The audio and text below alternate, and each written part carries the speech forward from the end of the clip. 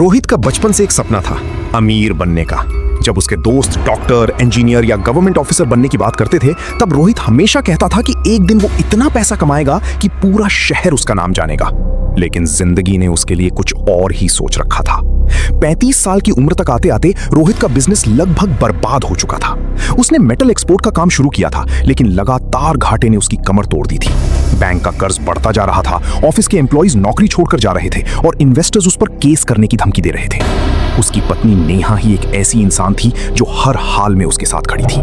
सब ठीक हो जाएगा, वो अक्सर उससे कहती थी। लेकिन रोहित को अब किसी बात पर भरोसा नहीं रहा था। एक दिन अपने ऑफिस में अकेला बैठा हुआ रोहित पुरानी फाइल्स देख रहा था। तभी उसके फोन पर एक अननोन नंबर से कॉल आया। रोहित मल्होत्रा, हाँ, तुम्हारी मदद हो सकती है। क्या मतलब? आज रात को शहर के बाहर वाले शमशान घाट पर आ जाना। रोहित को अजीब लगा, लेकिन उसने सोचा कि वैसे ही सब खराब चल रहा है, इससे ज्यादा क्या ही खराब हो जाएगा। वो ऑफिस से निकला और शमशान की तरफ जाने लगा। थोड़ी देर बाद वहां पहुंचकर वो गाड़ी से निकला और उसने देखा कि उसके पीछे एक बाबा खड़ा है। बाबा ने कुछ पल तक उसकी तरफ देखा।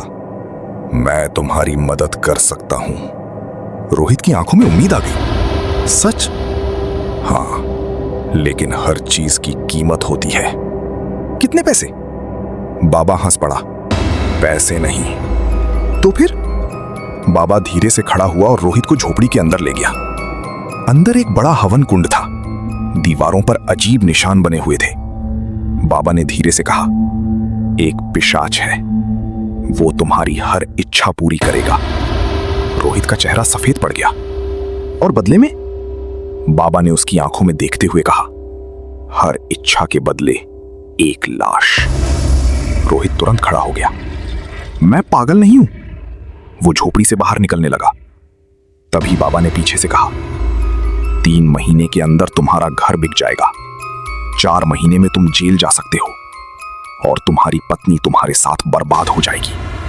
रोहित डरते हुए कांपने लगा। उसने पूछा कि मैं क्या करूं? बाबा ने कहा कि एक यज्ञ करना पड़ेगा पिशाच को बुलाने के लिए, वो ही तुम्हें बचा सकता है सिर्फ। रोहित मान गया और बाबा ने यज्ञ शुरू कर दिया। बाबा ने हवन कुंड में कुछ डाला। कमरे की हवा अचानक ठंडी हो गई। दिए अपने आप बुझने लगे और फिर अंधेरे में 2 लाल आंखें चमकी। एक भारी आवाज गूंजी, तुम्हारी पहली इच्छा क्या है? रोहित का गला सूख गया। मेरा बिजनेस बच जाना चाहिए। आवाज दोबारा आई, तुम्हारी इच्छा पूरी होगी। अगली सुबह रोहित घर लौट आया। उसे लग रहा था कि शायद उसने सपना देखा था। लेकिन 2 दिन बाद एक फॉरेन कंपनी ने उससे कांटेक्ट किया। 50 करोड़ का कॉन्ट्रैक्ट, वही कॉन्ट्रैक्ट जिसके लिए वो सालों से कोशिश कर रहा था। 1 हफ्ते के अंदर उसका बिजनेस वापस खड़ा हो गया। उस रात रोहित की आंख अचानक खुल गई। कमरे में बहुत ठंड थी। उसने देखा कि उसके बेड के पास एक काली परछाई खड़ी है। उसकी आंखें लाल थीं। तुम्हारी इच्छा पूरी हो गई। रोहित का शरीर कांपने लगा। कौन? अब मुझे मेरी कीमत चाहिए। रोहित ने डरते हुए पूछा, क्या?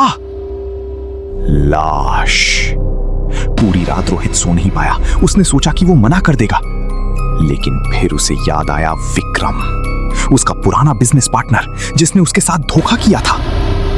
2 दिन बाद रोहित ने विक्रम को एक मीटिंग के बहाने बुलाया। उसके बाद विक्रम कभी किसी को दिखाई नहीं दिया। उस रात पिशाच फिर आया। तुमने अपना कर्ज चुका दिया। उसके बाद रोहित की जिंदगी बदल गई। उसने और पैसा मांगा, और सफलता, और ताकत। हर बार उसकी इच्छा पूरी हुई और हर बार पिशाच ने अपनी कीमत मांगी। शुरू में रोहित सिर्फ उन लोगों को चुनता था जिनसे उसे नफरत थी, लेकिन धीरे धीरे उसकी नफरत खत्म हो गई और पिशाच की भूख नहीं।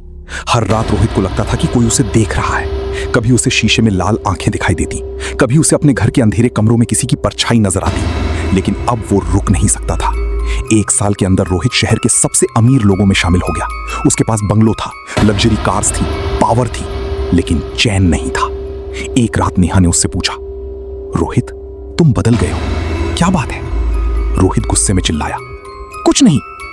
नेहा चुप हो गई, लेकिन उसने महसूस कर लिया था कि कुछ बहुत गलत हो रहा है।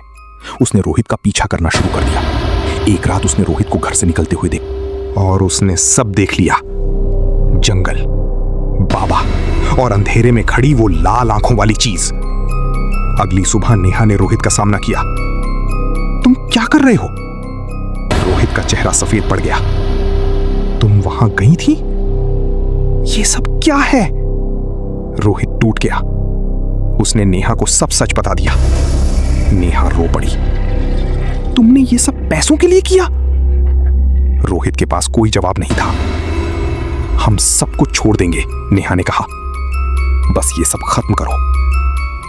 उस रात रोहित बाबा के पास गया। मुझे ये सौदा खत्म करना है। बाबा ने सर हिला दिया। पिशाच से किया हुआ सौदा कभी खत्म नहीं होता। मैं और नहीं कर सकता। अब बहुत देर हो चुकी है। रोहित गुस्से में वापस आ गया।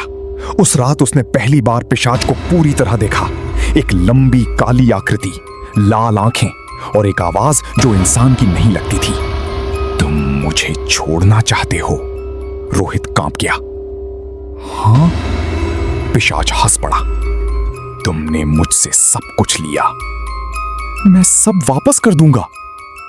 जो लिया है वो वापस नहीं होता। अगली सुबह रोहित ने फैसला किया कि वो नेहा को लेकर शहर छोड़ देगा। लेकिन जब वो घर पहुंचा, नेहा वहां नहीं थी। पूरा घर खाली था। सिर्फ बेडरूम की दीवार पर एक लाइन लिखी हुई थी, तुम्हारा कर्ज अभी पूरा नहीं हुआ। उस पल रोहित की दुनिया खत्म हो गई। वो तुरंत जंगल की तरफ भागा। कई घंटों तक चलने के बाद वो बाबा की झोपड़ी तक पहुंच गया। बाबा, नेहा को वापस लाइए। बाबा ने धीरे से आंखें खोली। मैंने तुम्हें पहले ही चेतावनी दी थी। प्लीज, मैं कुछ भी करूंगा। बाबा काफी देर तक चुप रहा। फिर उसने कहा, एक तरीका है। रोहित ने तुरंत पूछा, क्या? अपनी पत्नी को वापस पाने के लिए तुम्हें खुद को देना होगा। रोहित चुप हो गया। उसने महसूस किया कि जिस चीज को पाने के लिए उसने सब कुछ किया, उसने उससे सब कुछ छीन लिया। उसने धीरे से कहा, मैं तैयार हूं। बाबा उसे झोपड़ी के अंदर ले गया। हवन कुंड फिर से जलने लगा। हवा ठंडी होने लगी और अंधेरे में वो लाल आंखें फिर से चमकने लगी। पिशाच की आवाज गूंजी, क्या तुम अपनी मर्जी से अपनी जिंदगी देते हो? हां। क्या तुम जानते हो कि इसके बाद तुम कभी वापस नहीं आओगे? रोहित की आंखों में आंसू आ गए। लेकिन नेहा वापस आ जाएगी। कुछ पल के लिए सन्नाटा छा गया। फिर आवाज आई, हां। रोहित मुस्कुराया, शायद कई सालों में पहली बार। अगली सुबह नेहा की आंख अपने घर में खुली। उसे समझ नहीं आया कि वो वहां कैसे पहुंची। उसने पूरे घर में रोहित को ढूंढा, लेकिन रोहित कहीं नहीं था।